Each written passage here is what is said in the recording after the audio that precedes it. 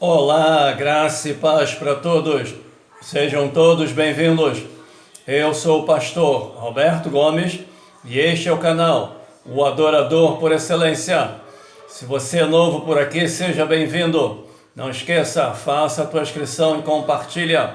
Hoje nós vamos examinar a palavra de Deus que se encontra na Epístola de Filemão, versículo 1 e 2. Paulo, prisioneiro de Cristo, irmão Timóteo, ao amado Filemão, nosso cooperador, e a nossa irmã Áfia, e Arquipo, nosso companheiro, e a igreja que está em tua casa. O tema da mensagem: o apóstolo Paulo intercede por Onésimo. O apóstolo Paulo escreveu esta epístola da prisão como uma carta pessoal ao homem chamado Filemão, mais provavelmente durante a sua primeira prisão em Roma. Os nomes idênticos mencionados em Filemão e em Colossos indicam que Filemão morava em Colossos e que as duas cartas foram escritas e entregues juntas. Filemão era um senhor de escravos e membro da igreja de Colossos. Talvez um convertido do apóstolo Paulo. Onésimo era um escravo de Filemão que fugira para Roma. Ali teve contato com o apóstolo Paulo, que o levou a conhecer a Cristo. Desenvolveu-se um forte vínculo de amizade entre os dois. Agora, o apóstolo Paulo, um pouco apreensivo, envia Onésimo de volta a Filemão, acompanhado por Tíquico, cooperador do apóstolo Paulo, levando esta carta. O apóstolo Paulo escreveu a Filemão para tratar do problema específico do escravo fugitivo deste. Onésimo, segundo a lei romana, um escravo fugitivo era passível da pena de morte. O apóstolo Paulo intercede junto a Filemão em favor de Onésimo e pede-lhe que graciosamente receba Onésimo de volta como um irmão cristão e como companheiro do apóstolo, com o mesmo amor com que acolheria o próprio apóstolo Paulo. Verso 2: a igreja que está em tua casa. Filemão, segundo parece, pôs seu lar à disposição dos cristãos como local de culto em Colossos. Congregações em casas particulares eram comuns no tempo do Novo Testamento. Romanos 16:5, 1 Coríntios 16:19, Colossenses 4:15. Só a partir do século III é que há menção das primeiras construções de casas de oração. Verso 2: acredita-se que Áfia fosse esposa de Filemão. Arquipo aparentemente era um líder da igreja que se reunia na casa de Filemão e que pode ter sido filho de Filemão e Áfia. Verso 9: o apóstolo Paulo apelou a Filemão para deixar que o amor motivasse uma resposta positiva em relação ao pedido para aceitar Onésimo. O amor frequentemente nos compele a fazer aquilo que não pode ser explicado. Verso 10 a 21. Onésimo significa útil. O apóstolo Paulo usou 4 imperativos: recebe-o, lança, reanima-me e prepara-me. A obediência de Filemão, juntamente com o seu amor, trariam alegria e um coração renovado ao apóstolo Paulo. Obediência, fazendo a vontade de Deus, segundo a Bíblia da mulher. A Bíblia claramente nos diz para sempre obedecer ao Senhor. Especificamente, somos solicitados a ouvir sua palavra e a fazer a sua vontade. Nossa obediência deve fluir do nosso amor a Deus. Se amamos o Senhor, teremos vontade de servi-lo. E servindo a Deus, teremos vontade de obedecer aos seus mandamentos.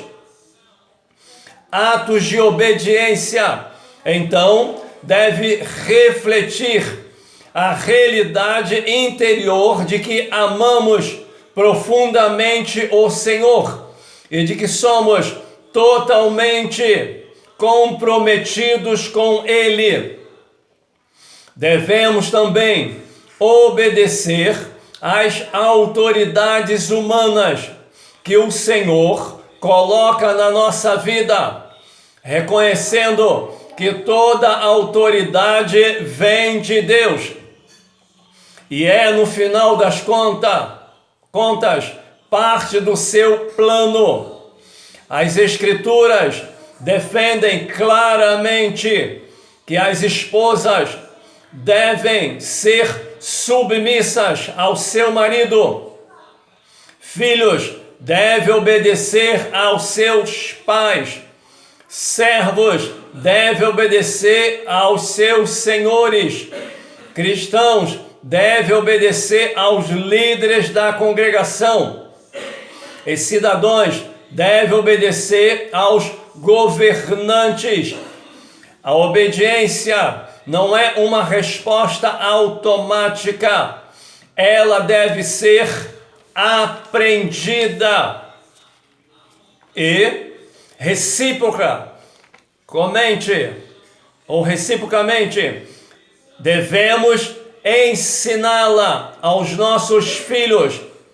Obediência às autoridades é parte dos planos de Deus para o estabelecimento de paz e de segurança, para que possamos não somente cumprir os nossos próprios potenciais, mas levar fisicamente o Evangelho a outros, a obedecer àqueles que Deus colocou acima de nós com autoridade. Devemos reconhecer que nunca podemos quebrar os mandamentos de Deus, assim como Daniel, Sadraque, Mesaque e Abidnego, como exemplos daqueles que desobedeceram à autoridade civis em completa obediência ao Senhor. Devemos obedecer às ordens das autoridades que estejam dentro dos limites da retidão, indiferentemente de nossos desejos pessoais, preferências, opiniões e percepções, confiando no Senhor para honrar nossa obediência. para guiar as autoridades e para lidar com tais autoridades, de acordo com a sua vontade. As consequências da nossa obediência estão sobre o domínio de Deus. O Senhor promete proteção contra os nossos inimigos, força e bênção enquanto obedecemos. A desobediência, por outro lado, resulta em desastre material, psicológico e espiritual. Mesmo assim, a desobediência faz parte da natureza pecadora e é inevitável em nossa vida. Israel frequentemente falhava em ouvir e fazer a vontade de Deus. Quando desobedecemos, podemos confiar que a desobediência é perdoável. O Senhor oferece misericórdia imerecida e perdão completo para aqueles que confessam a sua desobediência e decidem obedecer. Como acertar as coisas com Deus e com os outros, segundo a Bíblia de despertamento espiritual. 1. Repense. Pare de fugir da voz de Deus e olhe para a sua vida. 2. Arrependa-se. Dê as costas ao seu velho estilo de vida. 3. Renuncie. Abra mão de todas as prerrogativas sobre sua própria vida. Se você quer fazer parte da família de Deus, não pode ser seu próprio Senhor. 4. Refaça os planos. Esteja preparado para fazer muitas mudanças em sua vida. No momento em que você fizer uma escolha sincera por Deus, seu velho homem morrerá e uma nova pessoa começará a viver. 5.